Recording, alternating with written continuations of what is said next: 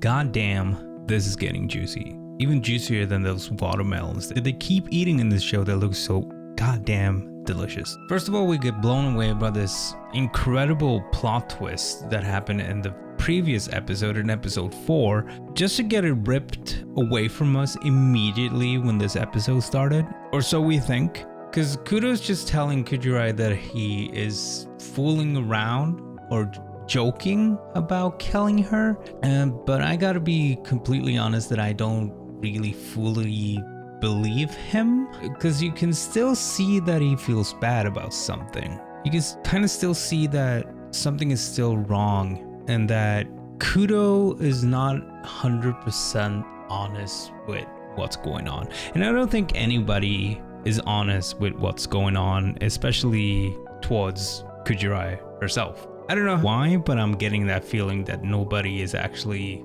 speaking the truth. Or maybe just nobody knows what's actually going on. But most of this episode is centered around Yao Mei, who apparently is a daughter of a famous person. Her mom is incredibly famous, starred in some TV shows or movies. And since Jame is her daughter, she was never able to be fully herself because her mother was the popular one, who I would say was trying to create herself in her daughter, aka in Yao Mei, just a complete copy of herself. And that is quite sickening to see.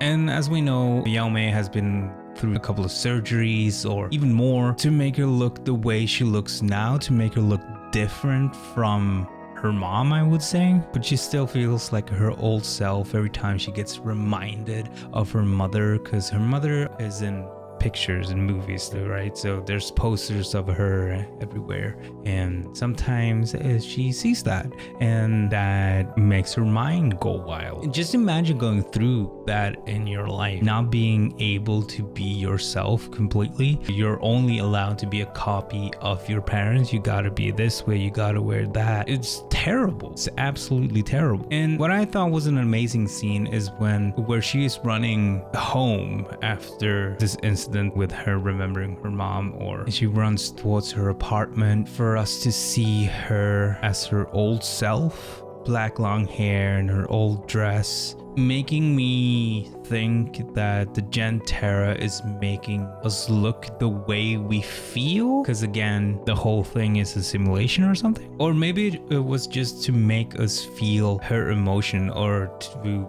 aka just amplify the situation that she was in. Though the reason I'm questioning it is because she's talking to Kujirai, who is outside, speaking to Yao Mei and telling her that if you come in now, you're gonna see who I truly am, or see how I truly look like. And it's just making me really question what's going on in this world, or this city, or this simulation that I'm talking about. It's baffling, saying the least. But at the end of the episode, after the credits roll or the outro song is playing, after that, they really just dropped a huge bomb for us to see. Just like Kowloon is in ruins. It's destroyed. It's not there. It's just the Gentera making the people who live there, or maybe not live there, maybe they live in the Gentera, I don't know, see what they see. Because it's only broken houses and stones that's left behind, and it's so weird to say the least. It's so amazingly mysterious, I would say. Again, is the simulation a theory right, or is it just that Kowloon City is an illusion? But then again, how are people getting in there? Because I understand that they can upload the thing into the Gentera, but the Gentera is making the city, even though the city doesn't exist. So how are people living there? Is going there and going into Kowloon. We don't see him specifically going into Kowloon. We don't see him exactly get beamed up, but he gets out of the taxi, and there you see it, the destroyed city of Kowloon.